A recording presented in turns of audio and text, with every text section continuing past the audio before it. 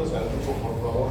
Tenemos que hacer la evaluación diagnóstica. No lo hemos hecho porque supuestamente no están inscritos todos, pero esta evaluación ya a veces es obligatoria. Si no la hacen en su momento, pero les van a hacer aparte y con otra prueba que sea más comprensiva. Entonces, el rato que sale, ustedes suponen son 15-20 minutos que toma llenar eso. Va a salir tanto en la plataforma y el comunicado del horario va a salir en el WhatsApp. ¿Ya? Bien. La semana pasada habíamos hablado de vulva y habíamos visto que hay una gran variedad de patologías que afectan a la región de la vulva. En vagina ocurre algo similar.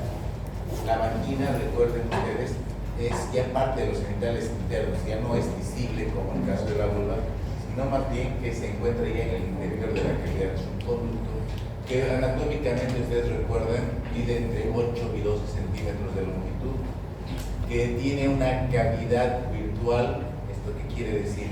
Que normalmente las paredes de la vagina están adosadas en la parte más inferior, en las paredes laterales, en la parte superior, pared anterior con pared posterior.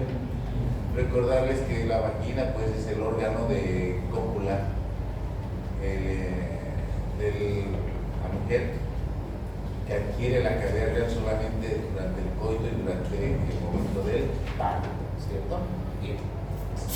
Existen una gran variedad de patologías, y dentro de estas quizá la más importante es la patología infecciosa, a la que vamos a dar mayor énfasis. Pero antes de lo que es la patología infecciosa, hablemos de algunas alteraciones congénitas que nos podemos encontrar, raras, pero son posibles de encontrar. Por ejemplo, podemos encontrarnos situaciones donde hay doble vagina. Recuerden ustedes, el aparato genital femenino se desarrolla a partir de dos conductos, izquierdo y derecho, que en la porción central se unen para formar el útero por un lado y la parte superior de la vagina por otro. Cuando esta fusión es incompleta, cuando la fusión es parcial, nos encontramos con la duplicidad, tanto de vagina como de útero. Y dependerá del grado de desarrollo que tengan estas estructuras duplicadas, el hecho de que inclusive en ambos úteros puedan ocurrir embarazos o que ambas vaginas sean compatibles con relaciones sexuales. Dos úteros, dos vaginas.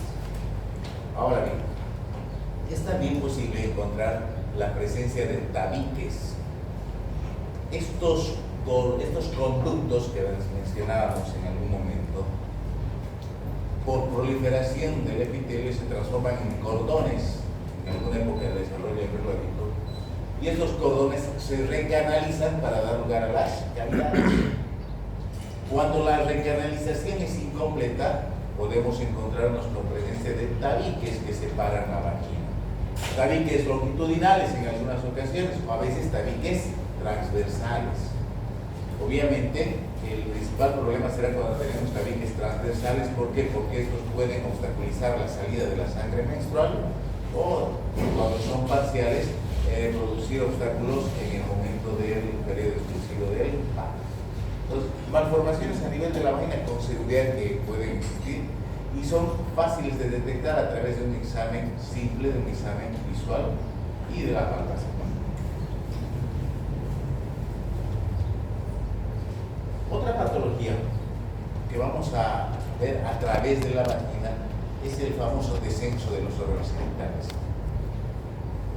Como consecuencia de tres tipos de factores, se produce un debilitamiento del aparato de sostén que tiene el tracto genital. Como consecuencia de un factor traumático, en primer lugar.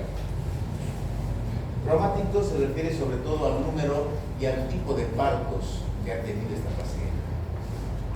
Mientras mayor el número de partos o mientras más dificultosos los partos que haya tenido, se va a debilitar esta zona. El segundo factor es un factor hormonal. Estos descensos van a manifestarse de forma general después de la menopausia. Antes de la menopausia, los estrógenos de la mujer van a sostener todavía los órganos pélvicos en su lugar, y su caída posterior va a ocurrir después de la menopausia. Y un tercer factor, quizá el más raro, pero también a considerar, es el factor constitucional, dependiendo de la capacidad que tienen los tejidos de hacer frente al factor traumático y al factor hormonal, veremos que hay mujeres que sí hacen descenso y otras que no. Hay mujeres que tienen 7, 8 hijos y no hacen descenso, están en la posmenopausia y no tienen descenso, y eso obedece a una buena capacidad de los tejidos de mantener trofismo. Entonces, 3 tipos de factores: un factor traumático, un factor hormonal y un factor constitucional. Tienen que ver con los descensos. ¿Y qué tipo de descensos vamos a ver? En relación a la vagina, vamos a ver el descenso de la vejiga. Esto es cuando la pared anterior de la vagina protruye, sale a través del introito vaginal. A esta patología se llama cistocele. Cuando ocurre con la pared posterior, va a ser el recto el que sale afectado. Entonces, en este caso se llama rectocele. Entonces, pueden observar acá cómo es la vejiga en realidad la que está protrudiendo a través de la vagina, o es el recto que está saliendo a través de la... Pueden combinar, puede haber cisto-rectocele, también puede haber. ¿Qué es importante saber? Que estos descensos, una vez que se inician, son progresivos. Es decir, a medida que va pasando el tiempo, el descenso se va haciendo cada vez mayor. De ahí que se habla de primer grado, de segundo grado, de tercer grado, de acuerdo a la magnitud del descenso. Y llegan también situaciones donde no son... La vejiga no es el recto lo que sale con mayor fuerza, sino es el propio. En ese caso se llama prolapso. Estas 3 situaciones, el cistocele, el rectocele o el prolapso uterino, se resuelven a través de la vía que se hace. Y esos son pacientes que este mes vamos a ver bastantes. Hay bastantes pacientes que van a ser operados este mes de este problema: cistocele, del rectocele o del prolapso genital. En el caso del cistocele se hace una cistopexia, suspender la vejiga. En el caso del rectocele se hace una perineoplastía. Y en el caso del prolapso se hace una histerectomía por vía, todo por vía vaginal. Un grupo frecuente de factores. No se olviden: el factor traumático, el factor hormonal y el factor constitucional son las causas por las que ustedes van a explicar a sus pacientes por qué les pasa esto. Van a decir: señora, ¿cuántos hijos tuvo? Tuve 10 hijos. Esa es la causa, tuvo 10 hijos. Doctor, eu não entendi muito esse fator constitucional. Depende de la capacidad de los tejidos de mantener el trofismo. Hay mujeres que tienen 5 o 6 hijos, no tienen descenso, tienen buen trofismo. En cambio, hay mujeres que con 2 o 3 partos ya tienen descenso. Esos son tejidos muy laxos, fácilmente se... A eso se refiere el factor constitucional. Estas mujeres van a hacer hernias de repente en la pared del abdomen, tienen debilidad en todo esto. Tumores. Dentro de los tumores vamos a ver que es posible encontrar tumores quísticos y tumores sólidos. Quizá el más frecuente de los tumores quísticos se conoce con el nombre de quistes de Gardner. Ahí está Gardner. Estos son los quistes de Gardner. ¿Qué son? Son nada más que vestigios, restos embriológicos del conducto de Wolf. Vamos a repasar embriología nuevamente. El aparato genital femenino se desarrolla a partir de los conductos paramesométricos de Müller. ¿Se acuerdan? En embriología de esas características. Y si no, en la evaluación va a tratar de remarcar. En el caso del varón, el aparato genital femenino, el aparato genital masculino se desarrolla a partir del conducto de Wolf, de los conductos de Wolf. Entonces, ¿qué pasa? En el caso de la mujer, los conductos de Wolf regresionan, involucionan para que los Müller crezcan, al revés en el varón. Pero pueden persistir algunos restos de ese conducto de Wolf, y cuando persisten esos restos se llaman quistes de Gardner. Estos quistes de Gardner pueden ser únicos, pueden ser múltiples. Generalmente son pequeños, no provocan obstáculos ni durante el coito ni durante el parto. Por lo que muchas veces el diagnóstico es casual, no provoca clínica, no provoca malestares. Pero cuando se encuentran, así se los va a ver. Quiste de Gardner. Pueden haber quistes por inclusión.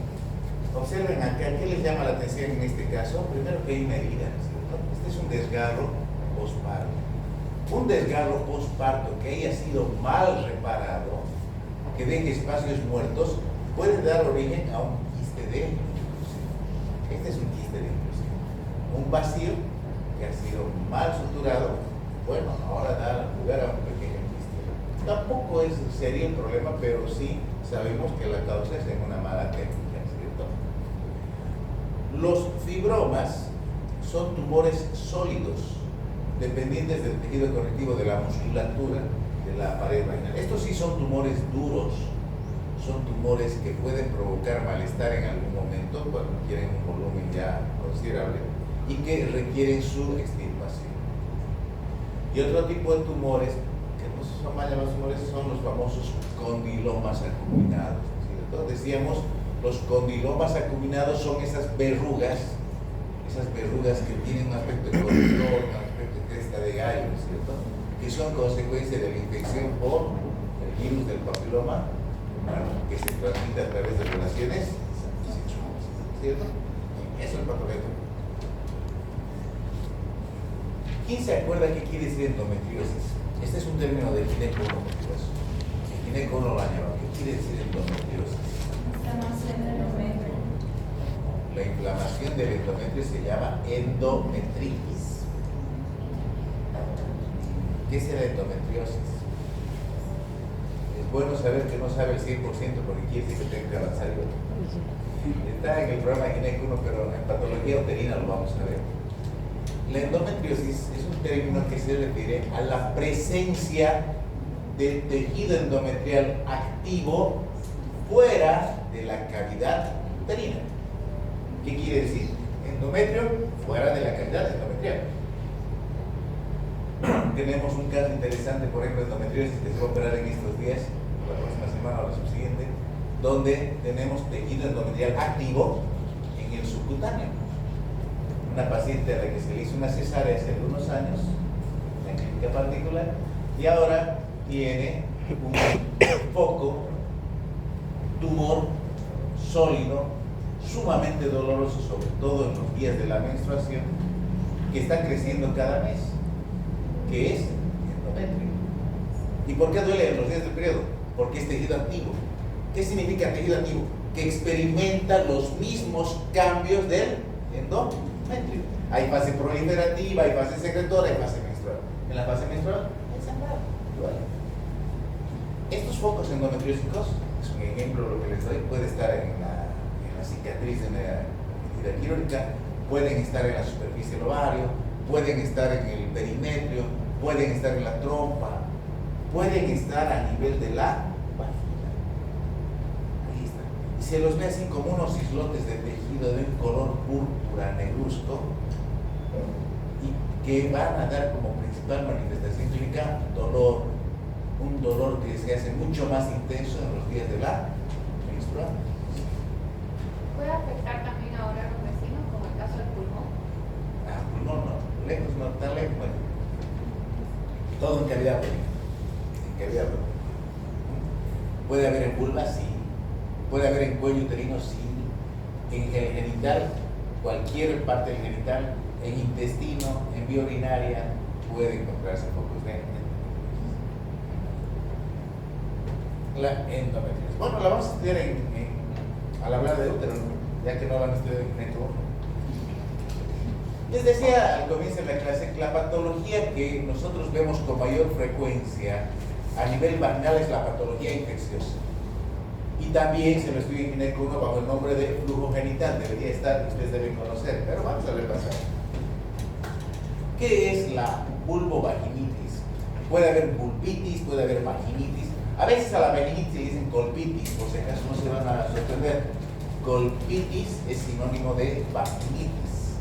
Colpos es vagina. ¿Se acuerdan? Hematocolpos, cuando hablamos del himen imperforado decíamos que es hematocolpos, sangre en la vagina.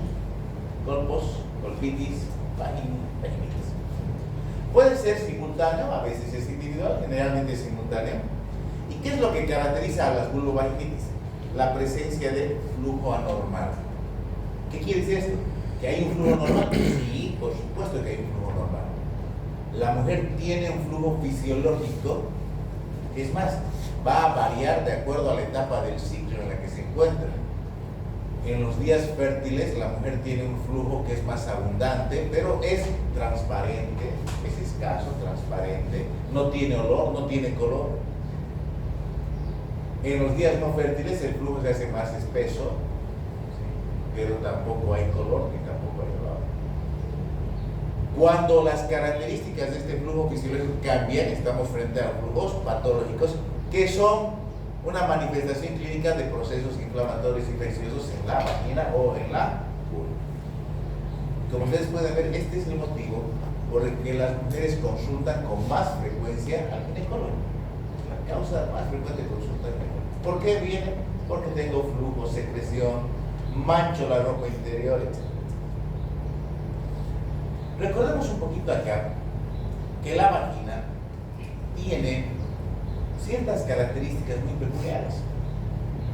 ¿Quién se acuerda cómo es el epitelio de la vagina? ¿Qué epitelio tiene la vagina? Esta es una pregunta de su evaluación diagnóstica, por si acaso. Les voy a hacer la evaluación diagnóstica y hay esa pregunta. ¿Qué epitelio tiene la vagina? Plano, estratificado no queratinizado, ¿cierto? Tiene epitelio plano, estratificado no queratinizado. Las células más superficiales de la vagina son planas, con un núcleo pequeñito y un citoplasma abundante, un citoplasma que tiene gran cantidad de glucógeno. Este glucógeno de las células superficiales es utilizado por una bacteria que vive en la vagina, que se llama lactobacilo vaginal o bacilo de Doederlein. Es su alimento, se nutre del glucógeno. Y producto del metabolismo del glucógeno que hace el lactobacilo de Doederlein es que se forma ácido láctico, por eso lactobacilo, forma ácido láctico. El ácido láctico va a ser la causa por la que la vagina tiene pH ácido. Ácido láctico, pH ácido. ¿Cuánto es el pH normal de la vagina? Pregunta también de la evaluación diagnóstica que yo les estoy adelantando. 3.8 a 4.6. Es ácido, es un ácido bastante llamativo, ¿cierto? Acuérdense, 7 es neutro, 3.8 a 4.5 es ácido. Y la acidez vaginal es el principal mecanismo de defensa que tiene la vagina, y no solamente la vagina, sino el aparato genital femenino. Recuerden ustedes, a nivel de los distintos segmentos corporales existen mecanismos de defensa muy peculiares. En la piel, por ejemplo, la integridad del epitelio, ¿no es cierto? La renovación. A nivel de la cavidad oral está el anillo linfático de Valdeyer, ¿no es cierto? En la nariz están las vibrisas, en los bronquios está el aparato mucociliar. Cada región se defiende. ¿Cómo se defiende la vagina? Con el pH. Es justamente la causa por la que los espermatozoides, la mayor parte, se mueren en la vagina. Acuérdense, el pH del semen es neutro, cerca al neutro, ligeramente alcalino. En un medio ácido, en un medio hostil van a morirse. Y así también las bacterias, ¿no? Entonces, ¿quién controla el crecimiento de las bacterias en la vagina? El pH. ¿Y quién lo produce? Una bacteria, justamente la lactobacillus de Doederlein. Pero resulta que el bacilo de Doederlein no es el único que vive en la vagina. A nivel de la vagina, en lo que vamos a llamar la microbiota vaginal, así se llama, la flora vaginal normal, saprófita normal, existen bacterias gram positivas, bacterias gram negativas, existen algunos anaerobios, inclusive existen hongos. Estos son microorganismos que normalmente viven en la vagina. Obviamente el más abundante va a ser el lactobacilo. El lactobacilo ocupa entre el 50 y el 75% del total de bacterias que tiene la, y el resto se distribuye en estos. Esto quiero que les quede bien claro, porque cuando les dicen la candidiasis es una enfermedad de transmisión sexual, no, ¿por qué? Porque Candida vive en la vagina. Si les digo tricomona es una enfermedad de transmisión sexual, sí, porque vean, tricomona no está en esta lista. Tricomona ha llegado, ¿y cómo ha llegado? Por relaciones sexuales. ¿Sí? Entonces, ahí está. Entonces, hay una microbiota, y esta microbiota, obviamente, es la de una mujer adulta, la niña, para prevenir cocos, por ejemplo. Después de la menopausia tiende a disminuir la microbiota, lo que hace que las infecciones sean más frecuentes. La vagina permanentemente sometida a riesgo por la penetración del pene, que no viene estéril, ¿no es cierto? El pene ingresa con sus propias bacterias, entonces tiene que defenderse. Y el pH es el principal mecanismo de defensa que tiene. Entonces, ¿cuándo se producen las infecciones vaginales? Cuando se rompe el equilibrio que existe en la microbiota vaginal. Cuando llegan agentes externos. Cuando son destruidos los internos. Van a escuchar ustedes que el abuso de los antibióticos, por ejemplo, cuando usamos antibióticos sin motivo, o quizá con motivo, pero en grandes cantidades, se destruye la microbiota vaginal y comienzan a colonizar otros microorganismos. Mujeres que consumen antibióticos de amplio espectro o que de repente utilizan corticoides o inmunosupresores se quejan permanentemente de infecciones vaginales. ¿Por qué? Porque las buenas fueron destruidas y las malas comenzaron a colonizar o fueron reemplazadas. Entonces, la ruptura del equilibrio a nivel vaginal es lo que va a provocar las infecciones. El aparato genital femenino, sin embargo, además del pH ácido, tiene otros mecanismos de defensa que vale la pena que lo consideren. Primero, a la entrada, los labios menores. ¿Qué son los labios menores? Son dos repliegues que están adosados, están pegados uno contra el otro. Normalmente esto está cerrado. Por eso se llaman ninfas, ¿no es cierto? ¿Se acuerdan quiénes son las ninfas en los templos griegos? Las guardianas, ¿no es cierto? Las que están, las ninfas o labios menores, están adosadas, pegadas. Es una barrera mecánica que impide el ingreso de microorganismos. Cosa que no va a pasar en una mujer multípara, por ejemplo, ¿no es cierto? Una gran multípara tiene la vagina ya desflecada, todos los labios ya no se aproximan. El tema de que tengan epitelio estratificado tiene que ver, sí, lo mismo que pasaba en la piel, les decía, la renovación constante, ¿no es cierto? La piel se va renovando constantemente, el intestino se va renovando constantemente, la vagina también se va renovando constantemente, y por lo tanto los microorganismos que están en las células superficiales son eliminados de manera mecánica. El moco cervical, importante, está cerquita el moco cervical, también tiene temas de respuesta inmunológica tanto de tipo humoral como de tipo celular. Y obviamente aspectos sociales como es la monogamia o una conducta sexual adecuada, ¿no es cierto? Un problema que frecuentemente nos consultan muchas parejas, sobre todo jóvenes, es el tema de infecciones a repetición por la práctica de relaciones por vía rectal. ¿Qué tienen que decirles a estas pacientes? Que lo que entró atrás no puede entrar adelante si no es con preservativo, ¿cierto? No podemos sembrar materia fecal en cavidad vaginal. Y eso pasa muy frecuentemente. No las condenen, no es malo, pero hay que saber cómo tener ese tipo de relaciones, ¿cierto? Mecanismos de defensa. ¿Qué les he dicho? Diapositiva repetida es pregunta de examen. Ahora, hemos dicho la vaginitis es el proceso inflamatorio que cursa en la región de la mucosa vaginal. Pero hay otro término que vale la pena también diferenciarlo, que es la vaginosis. Vaginitis, itis, inflamación. Endometritis, vaginitis. Ahora, ¿qué es la vaginosis? La vaginosis es una infección, pero sin inflamar. Hay infección, pero no hay inflamación. Vamos a ver que hay una denominada famosa vaginosis bacteriana, que es la causa más frecuente del flujo genital. ¿Sí?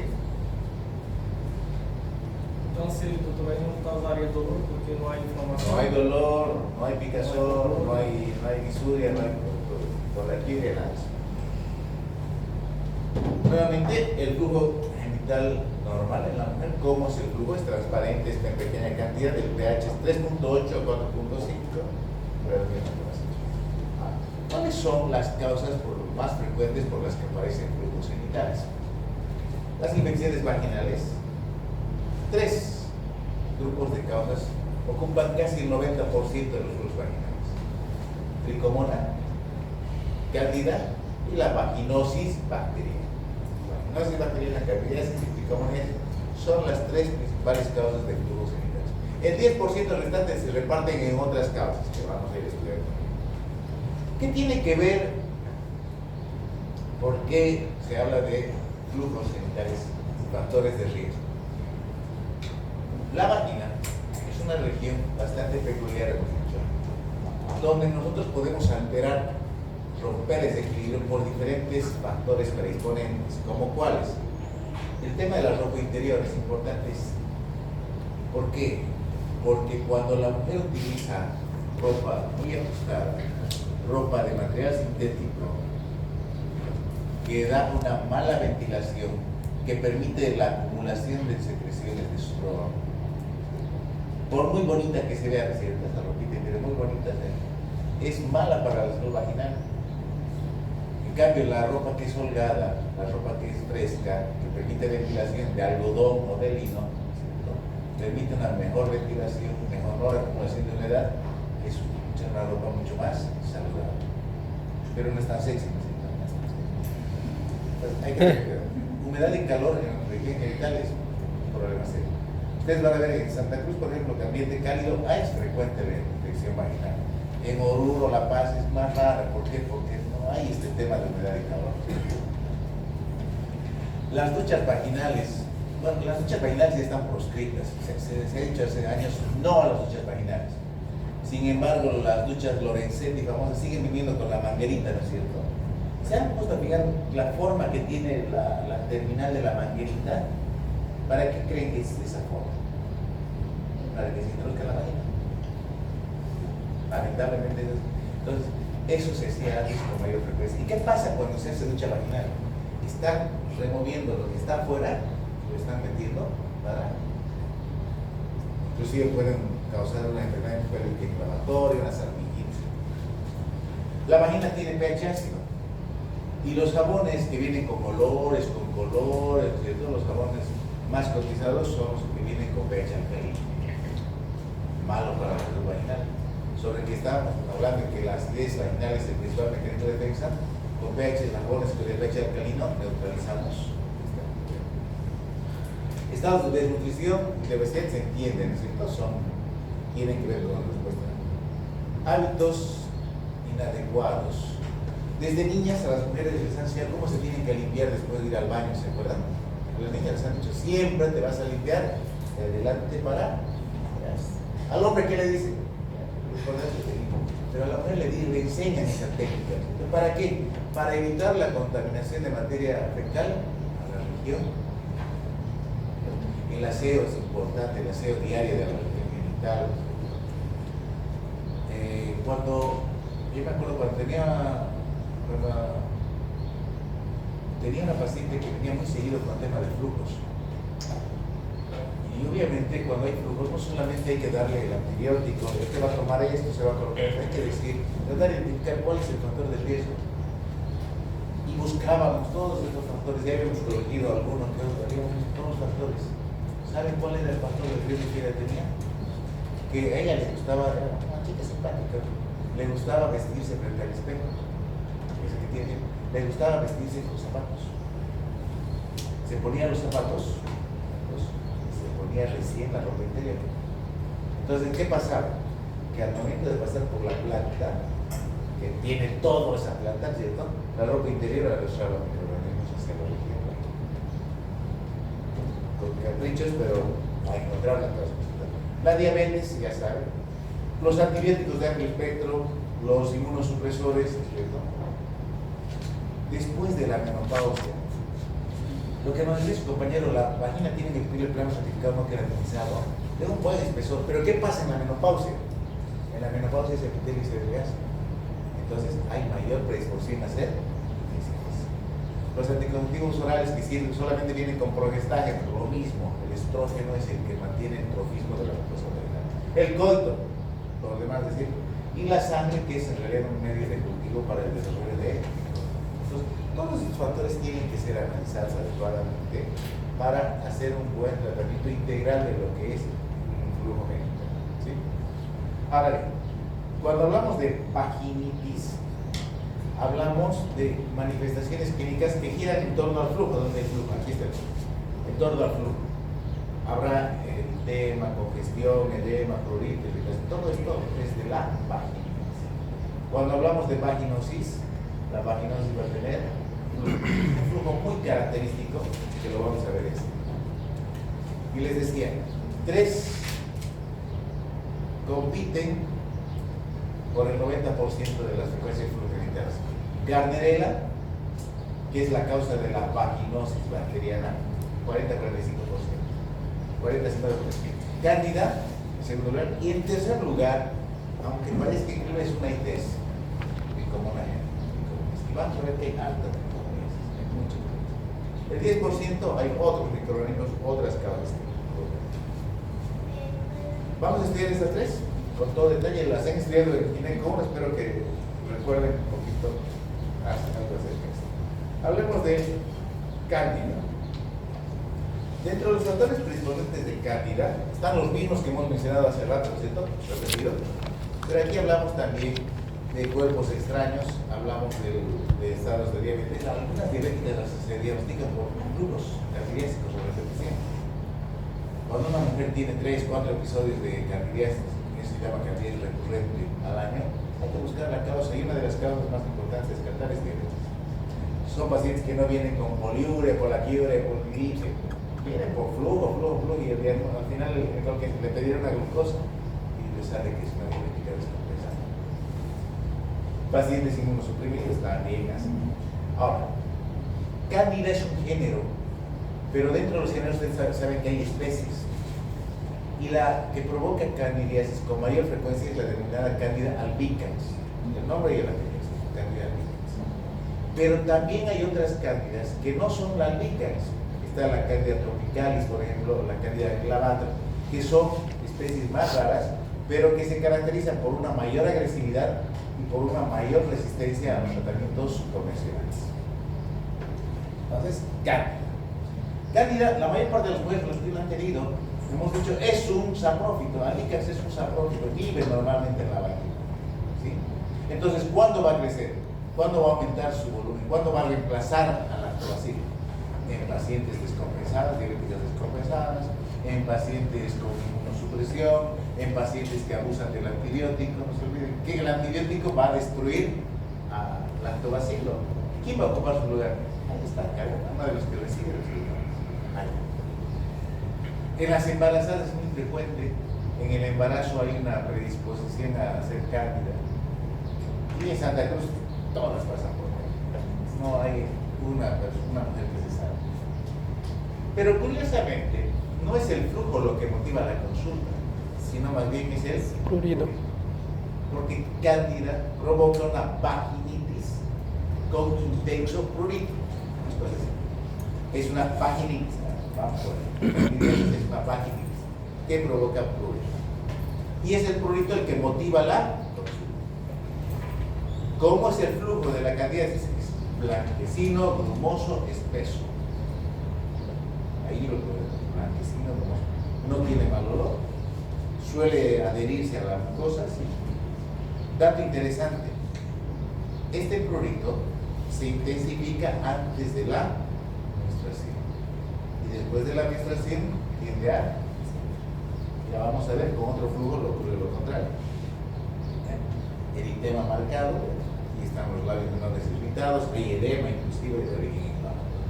A veces hay huellas de rascado más, lo que complica el cuadro. Flujo blanco, espeso, grumoso, sin mal olor, es cardíaco.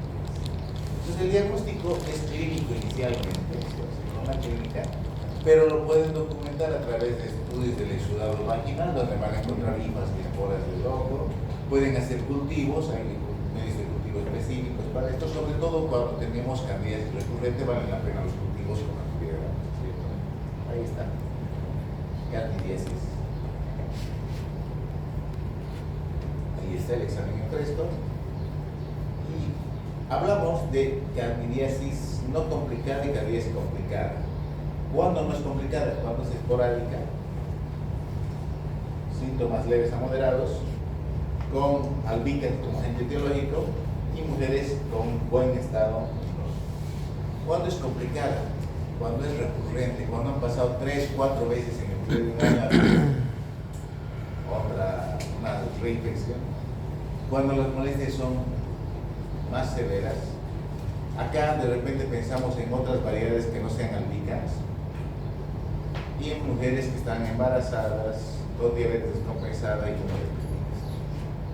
Essa tropical e a outra, doutor, também faz Essa parte da microbiota da No, mulher? tropicales y clavatas no son parte de la flora vaginal, llegan de afuera. La que es parte de la flora vaginal es la albicans. Bueno, tienen aquí un cuadrito que donde vamos a ir comparando los flujos más frecuentes. Hemos dicho 3 son los flujos: Candida, Trichomoniasis y Gardnerella, y aquí van a ir comparando los flujos.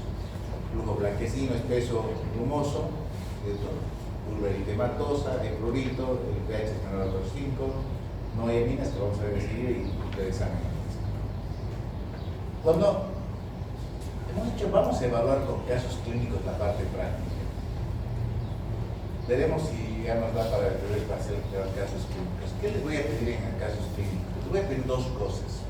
Yo les voy a hacer un resumen de la historia clínica. Les voy a pedir el enfoque diagnóstico y el manejo terapéutico. Eso lo hemos dicho en la primera clase. El enfoque diagnóstico se refiere a que ustedes me van a decir por toda la historia clínica y yo pienso que es esto, es un diagnóstico presuntivo. Voy a pedir este examen y voy a llegar a este diagnóstico definitivo. Ese es enfoque. ¿Y qué es manejo terapéutico? ¿Qué voy a hacer con esta paciente si confirmo mi diagnóstico presuntivo? Acá tienen el diagnóstico, es una vaginitis candidiásica. En el manejo terapéutico, ¿qué van a hacer? ¿Le van a dar un antimicótico? Sí, pero también tienen que hacer esto. No sirve el médico que solo hace receta. No sirve. Señora, tome esta pastilla, póngase estos óvulos y vuelva en una semana. No. Tienen que enseñarle a la paciente que si no se hace manejo terapéutico integral, ella va a volver. Entonces díganle, señora, ¿cómo está en el tema del aseo personal? Hay que mejorar el aseo. Cambie la ropa que utiliza. Evite los alcalinos, evite estos desodorantes íntimos que no son saludables. Evite la ducha vaginal, que ya no se debería hacer, pero que siguen haciéndola. ¿Cierto? La ropa interior, cámbiala. ¿Cierto? Control de la glicemia, valorar qué otros medicamentos toman, ¿cierto? Todo eso es manejo terapéutico. Eso tienen que colocar. Le dirán si debe tomar bebidas alcohólicas, si debe tener relaciones sexuales o no durante el tratamiento. Le dirán, va a volver, se va a hacer un papanicolo. Todo eso es el manejo terapéutico que ustedes tienen que complementar en cada patología, ¿sí? Entonces, hay una pregunta de candidiasis, algunos, creo que es del grupo, algunos grupos, pero de todos los prosecas, les cae este. Hay una pregunta de la paciente que viene con candidiasis, con prurito, con flujo blanquecino, diagnóstico y tratamiento. Si me ponen, le voy a dar antimicóticos, vale, está bien, pero está incompleto. Pero si me ponen, además del antimicótico, le voy a decir que cambie sus hábitos de hacer, que controle su medicación, que se haga bien el azúcar, todo eso, la respuesta está mucho más. ¿Sí? ¿Vamos? Bueno, y tratamientos, hay un montón de cositas, hay varios fármacos. El más antiguo de todos estos fármacos es la nistatina. La nistatina se utilizaba para el tratamiento del cáncer. El problema de la nistatina es que no se absorbe, es de acción local solamente. Entonces, los que toman nistatina no sirven. Tienen que colocarse por vía vaginal. ¿Para qué se da nistatina por vía oral? Para reducir la flora intestinal. No estamos en intestino, estamos en vagina. Entonces, hay fármacos que son tópicos y hay fármacos que vienen por vía oral. De estos está muy en boga el clotrimazol, aunque ya están apareciendo resistencia al clotrimazol. Estaba antes el ketoconazol, ahora está el fluconazol y está el itraconazol entrando con fuerza para la vía oral. Hay que jugar un poquito, hay que valorar temas de resistencias. Cuando las infecciones son recurrentes, de repente estamos con otras especies que son resistentes a tratamientos convencionales, ¿cierto? Se puede hacer por vía oral, se puede hacer por vía vaginal, hay que tener en cuenta las recidivas. Es interesante que, por ejemplo, el tema del fluconazol se utiliza monodosis, o pueden usar 2 o 3 dosis para más, cada 3 días, no hay ningún problema. En mujeres embarazadas, ¿qué se hace? En mujeres embarazadas no le podemos dar por vía oral, se utiliza la vía vaginal exclusivamente. Se puede hacer el tratamiento por vía vaginal. El que es más inofensivo de todos estos es el clotrimazol. Puede usar clotrimazol, ¿cuándo la pareja debe hacer tratamiento? La pareja normalmente no debe hacer tratamiento a no ser que sea el caso de, en ese caso, destiempen. Bueno, bien, ahí está. En la recurrente hay que hacer cultivo antibiograma, en la grave hay que hacer fluconazol, mayor tiempo. Pacientes inmunodeprimidos, el mismo tratamiento, pacientes estantes, el mismo tratamiento durante 7 días. ¿Puede asociar un tópico con un Se puede. Yo, por ejemplo, asocio mucho fluconazol por vía sistémica y clotrimazol por vía vaginal. Varían, uno por arriba y otro por abajo. Se puede hacer. Bien, vamos con tricomoniasis. La tricomona es un parásito protozoario, de los cuales, si ustedes recuerdan, parásito hay 3 tipos. Hay la Trichomona buccalis, que vive en la boca, hay la Trichomona hominis, que vive en el intestino, y hay la Trichomona vaginalis, que es la patógena. De estas, la única patógena es la Trichomona vaginalis. Hay que tener mucho cuidado de que en el laboratorio sepan reconocer que no confundan una vaginalis con una buccalis, por ejemplo. Bien. En la mujer, esta infección se localiza en la vagina, pero también se localiza en la uretra y en las glándulas parouretrales. Acuérdense que ahí también se esconde tricomonas. Entonces, toma la vía genital y toma la vía vaginal. Es una ITS, se transmite casi exclusivamente por relaciones sexuales, tiene una secreción muy peculiar y provoca una vaginitis, por eso hay prurito, hay enrojecimiento, hay dispareo. Es una vaginitis tricomoniásica. Protozoario es la tercera causa de flujos genitales. Dato importante, es asintomática hasta en el 50% de las mujeres, por lo que muchas veces es un hallazgo que se reporta en un examen de rutina, en un examen urinario general de orina, por ejemplo, no sale tricomona y ven la urinaria. O en el famoso Papa Nicolau, también el Papa Nicolau lo encuentra y lo reporta. Entonces, hay mujeres en las que es asintomática, pero igual se debe hacer tratamiento. El problema también es de que se asocia con otras ITS. Las ITS pueden venir solas o pueden venir acompañadas. Si nosotros tenemos diagnóstico de tricomoniasis, ¿por qué no pedirle que se haga una prueba de sífilis, una prueba de VIH, inclusive hepatitis? Pueden coexistir las ITS. Pero no es que una viene con solo. En el hombre el panorama es peor, miren. Entre el 50 y 90% de los hombres pueden ser asintomáticos. Cuando hay síntomas es de una uretritis. ¿Cómo es la uretritis? Hay dolor al orinar, hay sensación de deseo permanente para orinar, pero la mayor parte de los hombres son asintomáticos. Por eso se van a negar, van a ver los hombres. Pero yo no tengo nada, ¿verdad? No necesitan tener clínica para tenerla. ¿Sí? Obviamente es una ITS, ¿verdad? ¿Cómo es el flujo? Ahora sí vamos a reconocer. El flujo es amarillo verdoso, espumoso, en abundante cantidad y de mal olor. Es la característica. Amarillo verdoso, espumoso, abundante y con mal olor. No huele a pescado, por si acaso. El que huele a pescado es otro, pero tiene un olor feo, ¿sí? Cuando se hace el examen, se van a encontrar pequeñas manchitas tipo puntillado hemorrágico, lo que le ha valido en ocasiones el famoso nombre de cervix empresa, que lo vamos a ver. Ahí está el flujo. Ese es el flujo de tricomona. No se olviden, hay mujeres que son asintomáticas, pero cuando tienen síntomas, ese es el flujo. Doctor, pero también va a haber prurido, ¿no? Sí. Es una vaginitis, va a haber prurito, va a haber dispareunia, va a haber disuria. Ese es el flujo. Y si se acerca un poquito, huele mal. Burbujas. Ahí está, miren, estos puntitos, pues, aquí se distinguen, ¿cierto? Ese es el puntillado hemorrágico, el cervix empresa. Ahí está, se van y ven ese puntilladito, es característico. No siempre está presente, pero cuando está presente es porque está. Ahora, el diagnóstico es clínico.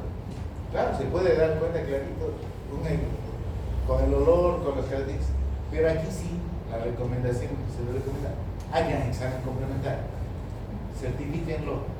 Su diagnóstico está bien, clínicamente lo tiene. ¿Por qué? Porque lo primero que le van a decir a la paciente es, ¿sabe qué, señora? Lo que usted tiene es una infección de transmisión sexual. Y cuando la mujer vaya a la casa y le reclama al marido, el marido lo primero que le va a decir, yo no tengo nada. Así nos han enseñado desde niños, a nosotros a negarnos siempre, no, yo no era yo la niña. Y le va a reclamar a la mujer, le va a decir, ¿en base a qué me estás acusando? No, es que el doctor ha sentido mal olor, el doctor ha visto... Miren que aquí está este examen. Aquí está este examen de orina, está este Papa Nicolau, está este examen en este cultivo, donde reporta la presencia. Ahí está, se documenta, se evita problemas con eso. Obviamente van a dirigir el diagnóstico, ¿cierto? Ahí está, esta es la famosa tricomonacial clarito al microscopio, el examen. Aquí está el cuadrito para que comparen. Y el tratamiento. Bueno, el tratamiento, obviamente, lo primero, el tratamiento es para los dos, o para los tres, si es que hay un tercero. Hay que hacer el tratamiento. Y el tratamiento se hace con los mitroimidazoles. ¿Cuáles son los mitroimidazoles? El metronidazol, el timidazol, el secnidazol, el ornidazol. Esos son los fármacos más comunes. El más común de todos es el metronidazol. Ahora bien, existe la posibilidad de hacer tratamiento monodosis. El tratamiento monodosis consiste en tomar 4 comprimidos de 500 miligramos de metronidazol o tomar 2 comprimidos de 1 gramo de timidazol, o sea, 2 gramos de... La verdad es que es un fármaco bien tóxico, no lo toleran los pacientes. ¿Qué es lo mejor? Utilizar el metronidazol 500 miligramos cada 12 horas por vía oral durante 7. Tratamiento ambos, los dos tienen que ser. La pareja tiene que tratarse. Abstención durante el periodo de tratamiento, ¿no es cierto? Dato importante, no con óvulos. Pueden darle óvulos de metronidazol, sí hay, pero no es suficiente. El tratamiento de la tricomoniasis siempre debe incluir la vía oral. ¿Por qué? Porque tricomona no está solamente en la vagina, hemos dicho dónde está, en la uretra y en las glándulas poroidales, y ahí el óvulo no llega, la crema vaginal no llega. Si ustedes le dan solo óvulos, esa paciente va a volver con tricomoniasis en 2-3 semanas de estar operada. Entonces tienen que darle el tratamiento por vía oral obligatorio. Quieren disminuir la serie de flujo, ya, le vaginal, no va a haber problema, pero siempre debe incluir la vía. ¿Sí? Sí. Recomendación, ¿cierto? La higiene, los óvulos no son eficaces, siempre sistémicos, las monodosis son alternativas. Dato importante, evitar la ingesta del alcohol, no solamente 24, yo recomiendo 72 horas después de la última dosis, no deben haber ingerido bebidas alcohólicas durante el tiempo de tratamiento y 3 días más. ¿Por qué? El metronidazol tiene efecto antabús. Ahora, ¿quién me dice que es el efecto antabús? En farmacología. Al de farmacia, eso. Se aumenta o antagonista en un caso. No, no es un tema de antagonismo. El antabús venía con el nombre comercial de Abstensil. Era un fármaco que fue muy utilizado para el tratamiento del alcoholismo crónico. A esos pacientes que necesitaban de consumir bebidas alcohólicas permanentemente les ponían en el tratamiento este fármaco que se llamaba antabús. ¿Qué pasa? Que cuando se mezcla con el alcohol provoca una reacción severa que va desde náuseas, vómitos, malestar renal, dolor abdominal, etc. Se siente deshecho. ¿Y qué hace? Evita el alcohol. Sabe que cuando mezcla con el alcohol le va a causar daño. Y hay varios fármacos que tienen este efecto antabús y uno de estos es el metronidazol justamente. Entonces no se debe mezclar con alcohol porque no va a tolerar ni medio vaso de cerveza.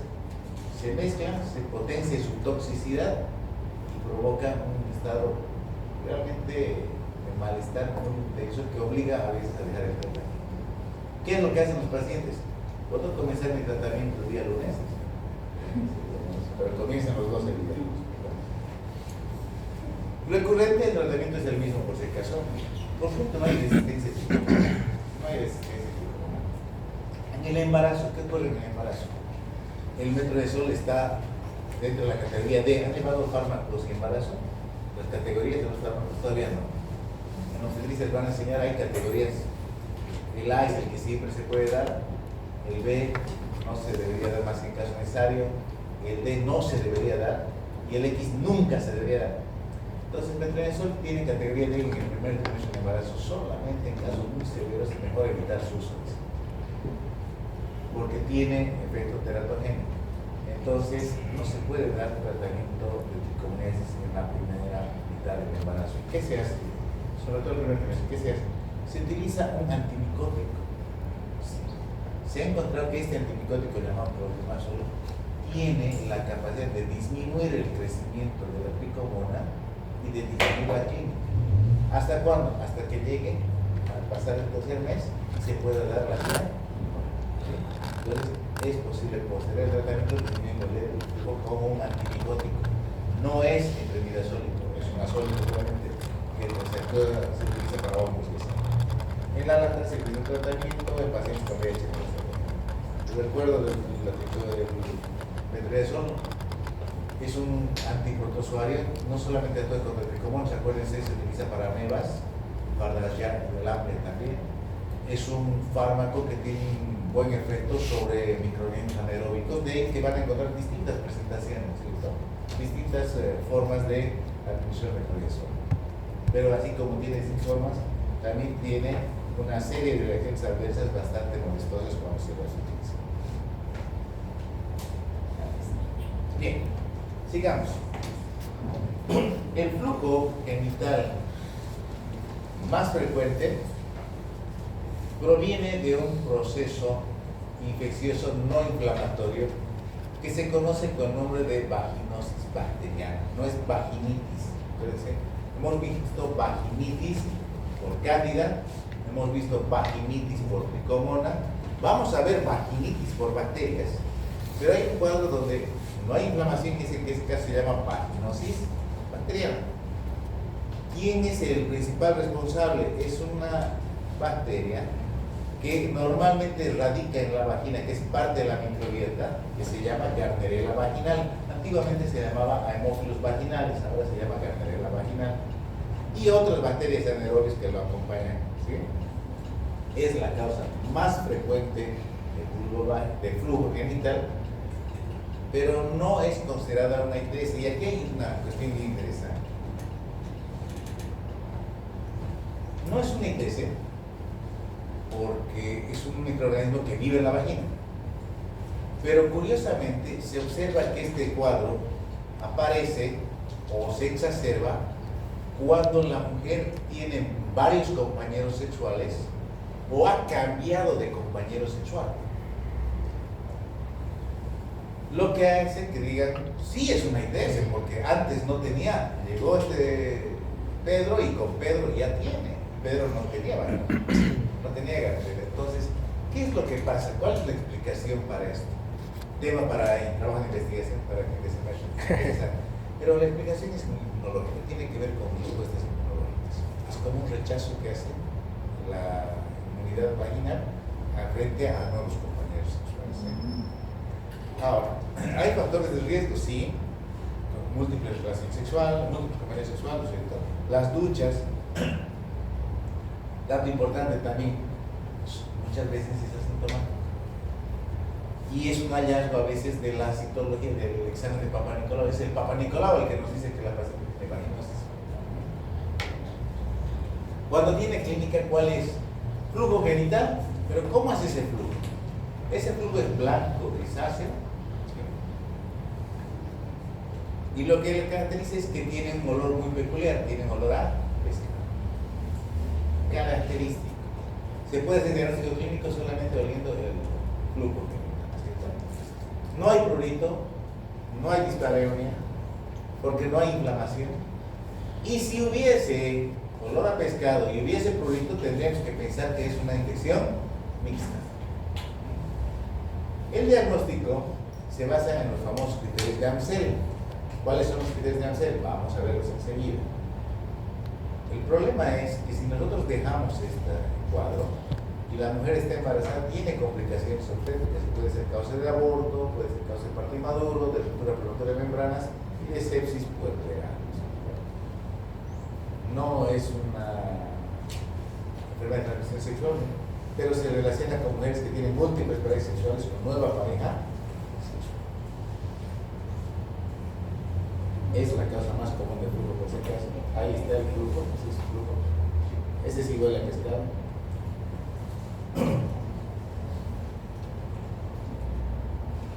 Datos interesantes. Cuando se hace el examen en fresco, se pueden encontrar ciertas células epiteliales que han sido colonizadas por la bacteria.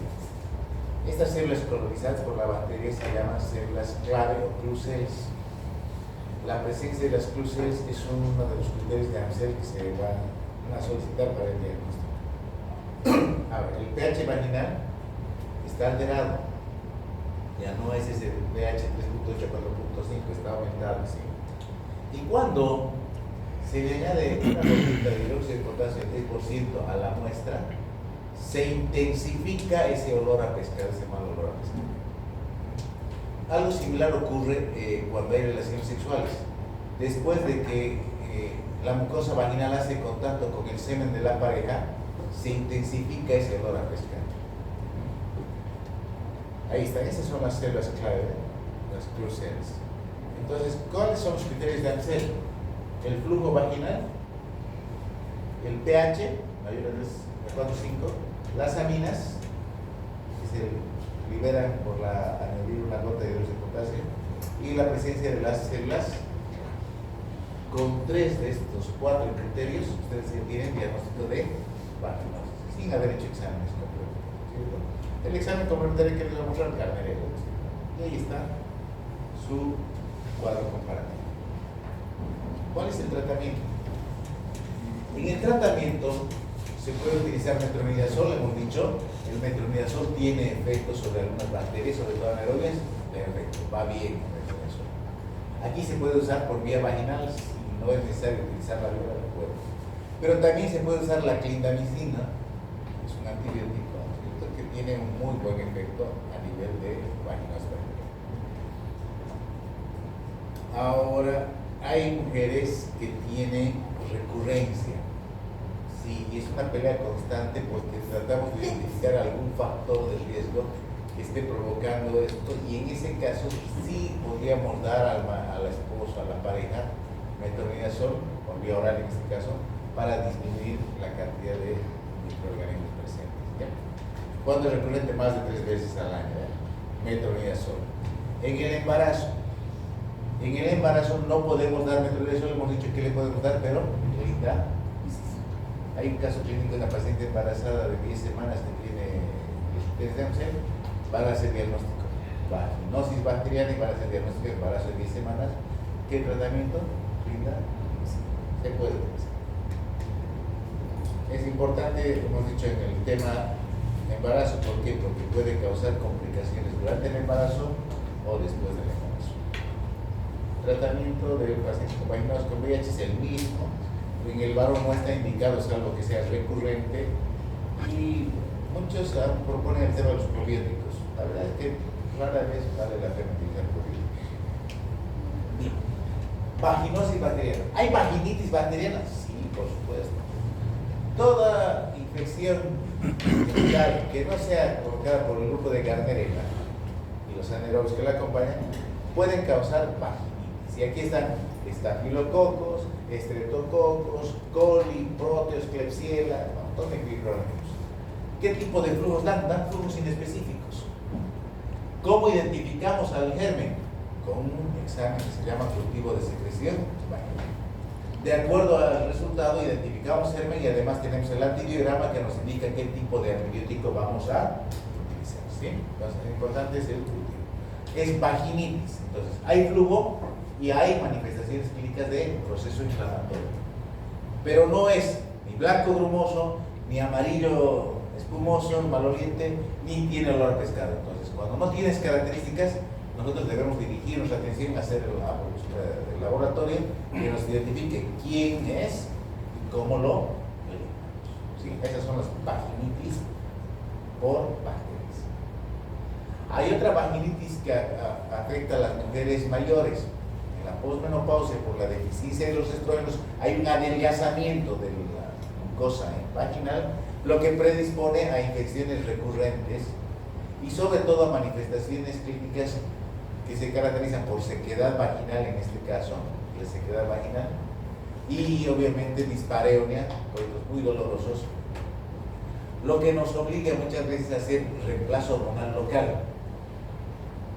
Muchas veces vamos a mejorar esta clínica, vamos a disminuir las infecciones de repetición utilizando hormonas, estrógenos, pero con efecto local, que no tengan actividad sistémica. Si el problema es solo vaginal, pues a nivel vaginal lo resolvemos con óvulos o estrógenos. ¿Sí? Ahí esa situación. A ustedes si han estudiado climaterio, han visto, en gineco, no tienen. Cuerpo extraño. No tienen idea de la cantidad de cuerpos extraños que se van a encontrar en todo. Las botellitas de Coca-Cola, ¿cierto? Los frasquitos de mayonesa. ¿Qué más? Yo saqué unas piedritas blancas como sal, que se colocan en Colombia y también en Brasil, ahí para tratamiento de cáncer utilizan, pero se colocó así una de grande y le destrozó la mucosa vaginal. Tiene un nombrecito esa piedrita. Después, un caso interesante, me encontré una toallita de estas que vienen humedecidas, para el séptimo. Ni la mujer ni la pareja sabían cuándo la habían utilizado, pero ahí estaba obviamente dando flujos anormales. Entonces, se encuentra una gran variedad de objetos. ¿Qué hay que hacer? Retirar el objeto, usar antibióticos por un cultivo para hacer un buen tratamiento y prevenir aquello, ¿no? No debería encontrarse eso. Tampones olvidados. Alérgicas, ¿hay? Sí. ¿Son raras? Sí. ¿Cuál es el problema cuando la alergia es el látex del cotón? Ahí sí es un problema serio. Hay alergia al cotón. En las mujeres, los varones es pretexto, por si acaso que no se les echa. Ahora, hay casos de flujos anormales donde nosotros hacemos el cultivo y el cultivo nos dice bacilo de Doderlein. Entonces nosotros quedamos, bacilo es el que vive normalmente, pero la mujer tiene flujo. Cultivo bacilo de Doderlein, lactobacilo vaginal.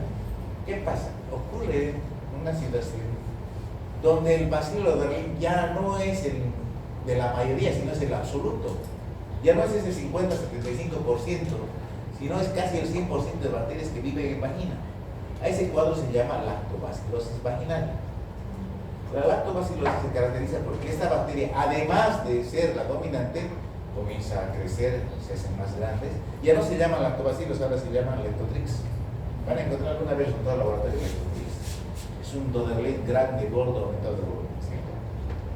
Los cultivos son negativos a patógenos y Doderlein. Entonces, ¿qué hay que hacer? Hay que hacer tratamiento. Y el tratamiento es con antibióticos. Denle un antibiótico a Pilpestro, como es una tetraciclina, por ejemplo, y con eso va a mejorar bastante. ¿Sí? Esa es la lactobacilosis. Bueno, esto para la lectura, les sirve un poquito para leer lo que hemos estado hablando. Y vamos un poquito a mencionar también la patología maligna de la vagina. Así como hay tumores benignos, hay tumores malignos. Recuerden lo que nos decía el compañero, la vagina tiene un epitelio plano certificado no queratinizado, por lo tanto el tipo de cáncer que se desarrolla inicialmente va a ser de origen epitelial y va a pasar por esas fases de displasia que hablábamos la semana pasada, ¿se acuerdan? NIP1, NIP2, NIP3, ¿se acuerdan? Ya no sé más. Bueno, las células displásicas aparecen inicialmente a nivel del epitelio. Y mientras no pase de la membrana basal, se llaman lesiones preinvasivas. Es un inicio de malignidad. Estas células displásicas inicialmente pueden tomar la región basal y a medida que van progresando van a tomar todo el espesor del epitelio. Aquí hay que diferenciar lo que es displasia. Para eso recuerden, ¿qué es hiperplasia? Hiperplasia es cuando hay de lo mismo, ¿cierto? Las mismas. Eso es hiperplasia, de lo mismo. Hay más células, aumentan de número, pero es la misma. ¿Cuándo se llama metaplasia? Cuando son las mismas células. Cuando no es de lo mismo. Cuando no es de lo mismo se llama metaplasia. ¿Y cuándo es displasia? Displasia es cuando la célula ha cambiado su estructura y ha cambiado su funcionamiento. Cuando su núcleo se ha tornado grande, su citoplasma es hecho escaso y además su función principal es multiplicarse, sin respetar a las vecinas, eso se llama displasia. Y las displasias ocurren inicialmente en el epitelio. ¿Y dónde ocurren? Ocurren al fondo del epitelio, en la parte basal del epitelio. Y luego van a ir tomando todo el espesor del epitelio. Cuando han tomado solamente el tercio basal, se llama displasia intraepitelial vaginal, en este caso, grado 1. Cuando han tomado los 2 tercios, se llama grado 2. Y cuando han tomado todo el espesor del epitelio, se llama grado 3, o lo que es su equivalente, se llama carcinoma in. Eso lo hemos visto la semana pasada, lo estamos repitiendo, y lo vamos a estudiar cuando hablemos del cuello uterino, ¿cierto? ¿Cuáles son los factores de riesgo que tienen que ver con cáncer de vagina? Virus del papiloma humano. Si bien el del cuello uterino es el más frecuente, también aquí tiene que ver. En vulva tiene que ver el virus del papiloma, en vagina también tiene que ver. Ahí están los NIVAS.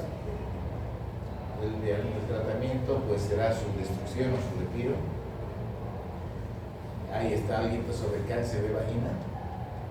Es importante tener en cuenta que el cáncer de vagina primario es raro. Generalmente es un cáncer de vagina secundario. ¿Quién es la fuente principal de cáncer secundario de vagina? El cuello uterino. Y vamos a estudiar la próxima semana por qué es. La mayoría son de origen metastásico. Raro es el cáncer primario. Ahí tienen un poco de lectura de dónde está lo que habíamos hablado alguna vez también. Virus del papiloma humano, igual que el cáncer de cuello uterino. Ahí está la teoría del todo lo que tiene que ver con virus del papiloma humano. Esto lo vamos a desarrollar en cuello uterino. A mí me interesa. Ya. ¿Se acuerdan? La semana pasada decíamos que existe una nomenclatura, una forma de estadificar el cáncer que ustedes la han manejado en todas las especialidades, que es la TNM, tumor, nódulo, metástasis, ¿cierto? En ginecología nosotros manejamos la clasificación, la estadificación de la FIGO, y la FIGO nos dice que existe estadios que nos hablan de la progresión del cáncer, desde el estadio 0, que es el carcinoma in situ, hasta el estadio 4, que es el tumor que presenta metástasis. Es importante que nos hagamos estadificación de todo cáncer genital para saber qué tratamiento vamos a hacer.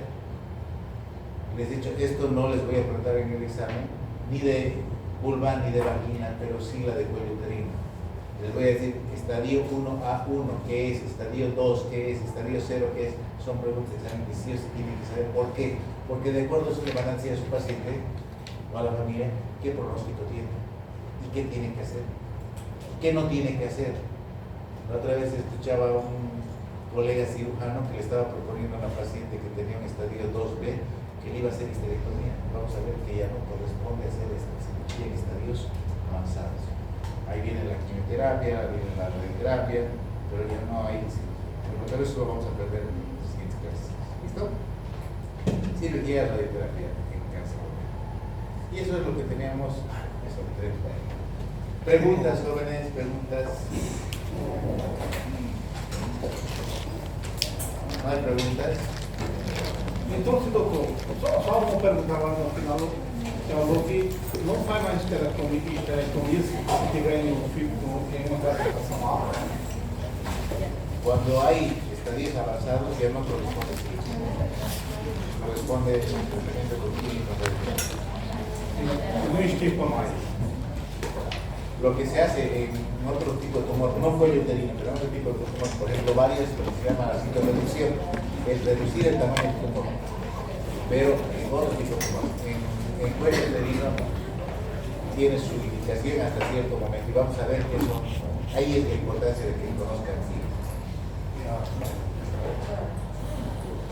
Bueno, jóvenes, entonces no se olviden, recomendación. Voy a lanzar nuevamente para que se anoten a las prácticas. Señorita, esperen, no, voy a abrir nuevamente a que hagan la planificación de su práctica en orden, por favor. Orden es primero esto, luego así, no es de aquí a aquí, ¿ya? Y segundo, estén atentos a que lance la evaluación diagnóstica, porque si no la hacen ahora, les van a hacer, no voy a hacer yo. ¿Listo? Entonces, se encarguen, por favor. Gracias por su atención.